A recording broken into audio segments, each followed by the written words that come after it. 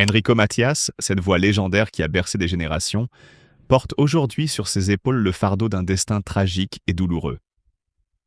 À 86 ans, l'artiste dont le regard a vu tant de joies et de peines se trouve désormais confronté à l'inexorable passage du temps et aux affres de la maladie. Derrière ses sourires d'antan se cache aujourd'hui une profonde mélancolie, un désir poignant de retrouver le pays de ses origines, l'Algérie, qu'il a vu naître le 11 décembre 1938. Dans un entretien émouvant accordé au TV Mag du Figaro, Enrico Macias a confié, la voix tremblante et le regard embué, qu'il rêvait de retourner en Algérie avant de quitter ce monde.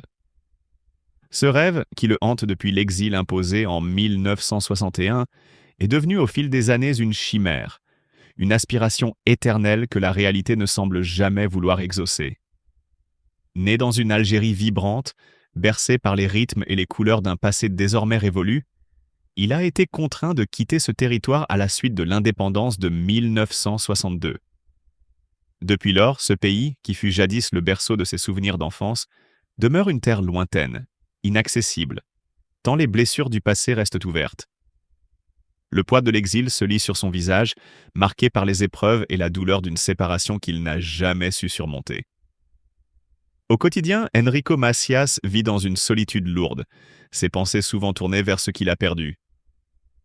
Chaque note qu'il chante résonne comme un écho de ce rêve inassouvi, de ce désir de retrouver les paysages qui l'ont vu grandir. Mais l'ombre de son passé, alimentée par les controverses et les prises de position qui l'ont éloigné de ses racines, fait obstacle à la réalisation de son vœu le plus cher. Ses opinions sur des sujets sensibles, notamment la cause palestinienne, ont contribué à creuser le fossé entre lui et l'Algérie, rendant son retour presque impossible. Pourtant, malgré tout, l'espoir persiste, fragile et obstiné, au fond de son cœur fatigué. Aujourd'hui, l'image d'Enrico Macias, ce géant de la chanson, se teinte d'une tristesse infinie. Ses yeux, jadis pétillants de vie, se font maintenant le miroir d'un chagrin indicible. Il se souvient avec nostalgie des jours heureux où l'Algérie résonnait de rires et de musique, où les rues animées et les couleurs chatoyantes formèrent le décor d'une enfance insouciante. Ces souvenirs, précieux et douloureux, sont désormais le seul réconfort d'un homme qui se sent étranger à son propre destin. Dans le silence de ses méditations, il confesse avec une sincérité déchirante « Je souhaiterais y retourner avant de quitter ce monde ».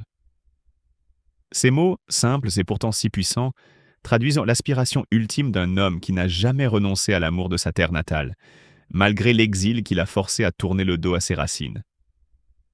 Mais le destin, implacable, a tracé une route semée d'obstacles, où le rêve de retrouver l'Algérie se heurte aux réalités politiques et aux blessures du passé. La tragédie d'Enrico Macias ne se résume pas seulement à l'ombre de la vieillesse et à la lutte contre la maladie. Elle est aussi le reflet d'une vie consacrée à la musique, à la transmission d'un héritage culturel riche et complexe qui, malgré tout, porte les stigmates d'une séparation douloureuse. Ce juif pied noir, dont la carrière fut jalonnée de succès et d'applaudissements, se retrouve aujourd'hui, dans le crépuscule de sa vie, à errer entre la lumière des souvenirs et l'obscurité d'un présent marqué par l'exil et la nostalgie. Son désir ardent de retourner en Algérie symbolise plus qu'un simple souhait personnel. C'est l'expression d'une quête identitaire, d'un besoin profond de réconciliation avec un passé qui refuse de s'effacer. Pourtant, la route vers ce retour tant espéré semble semée d'embûches insurmontables, un chemin que le temps et la politique ont irrémédiablement altéré. Dans cette lutte contre l'oubli, Enrico Macias incarne la douleur de tous ceux qui, exilés ou déracinés, rêvent de retrouver leur terre natale, d'effacer le sentiment d'injustice et de combler le vide laissé par la séparation. Ainsi, la vie d'Enrico Macias, marquée par la grandeur de ses succès et la profondeur de ses souffrances, nous rappelle que même les plus brillants parmi nous ne peuvent échapper aux tourments du destin. Son visage, empreint de mélancolie, nous raconte l'histoire d'un homme qui, malgré la gloire et l'admiration, n'a jamais cessé de porter en lui la blessure de l'exil.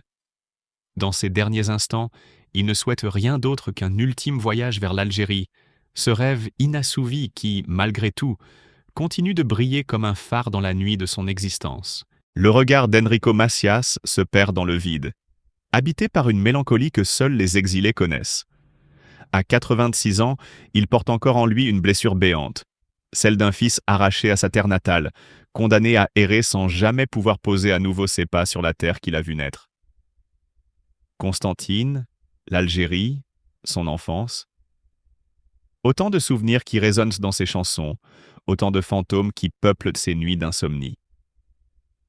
C'est une grande blessure de ne pas y être retourné, confesse-t-il dans un souffle, comme si ces mots, bien que 1000 fois répétés, ne cessaient jamais de le hanter. Pourtant, malgré les années, malgré les plusieurs déceptions qu'il a endurées, il refuse d'abandonner. Son cœur refuse de se résigner. Mais ça va fonctionner, assure-t-il, l'espoir toujours chevillé au corps. À travers les méandres de la politique, au-delà des tensions et des portes closes, il continue d'y croire. Comme un amant séparé de l'amour de sa vie, il attend le jour où, enfin, il pourra retrouver cette Algérie qui, bien que lui tournant le dos, n'a jamais cessé d'être au centre de son monde. Il l'affirme sans détour. Il a toujours désiré y aller. Pas une journée ne passe sans qu'il n'imagine ce retour tant espéré. Une ultime promenade dans les rues de Constantine, la ville de son enfance, dont les parfums et les couleurs sont gravés dans sa mémoire. Mais le temps est cruel et les jours s'égrènent sans que cette promesse ne devienne réalité. Pourtant, malgré tout, il refuse de laisser la rancune le consumer. « Je n'ai jamais dit que je n'irais plus malgré mon âge », insiste-t-il, la voix tremblante mais résolue. L'exil a forgé son âme, mais il ne veut pas qu'il la définisse. Il ne veut pas partir avec ce regret, et surtout, il ne veut accuser personne. « Je n'en veux pas à ceux qui m'en ont empêché, je leur pardonne. » Ces mots, lourds de sens, résonnent comme un testament. Un message d'amour et de paix, adressé à cette terre qui lui a tant donné avant de lui être arrachée. Certains évoquent une intervention politique, une médiation de la présidence française pour faciliter ce retour. Mais Enrico Macias s'y refuse. Il ne veut pas d'un privilège, il ne veut pas d'un passe-droit. « Je ne veux pas me servir de la notoriété d'un président », affirme-t-il. Son voyage, il ne le conçoit que comme une réconciliation intime entre lui et l'Algérie, entre lui et son passé. Car il en est persuadé. Le peuple algérien, celui qu'il a vu grandir, qui a fredonné ses mélodies, qui connaît la douleur de l'exil, n'y verrait aucun problème. Et alors il attend, dans le silence d'un destin qui ne lui a jamais rendu justice. Dans l'espoir fragile mais inébranlable que, peut-être avant que la nuit ne tombe définitivement sur sa vie, il pourra enfin poser un dernier regard sur cette terre qu'il n'a jamais cessé d'aimer. En 2023, l'Algérie avait autorisé le chanteur Patrick Bruel, également né en Algérie, à retourner dans sa ville natale de Tlemcen pour une visite de 5 jours. Si ce dernier n'a jamais caché son soutien à Israël, il n'avait, ni sa famille d'ailleurs, aucune histoire contre la guerre d'Algérie, contrairement à Enrico Macias.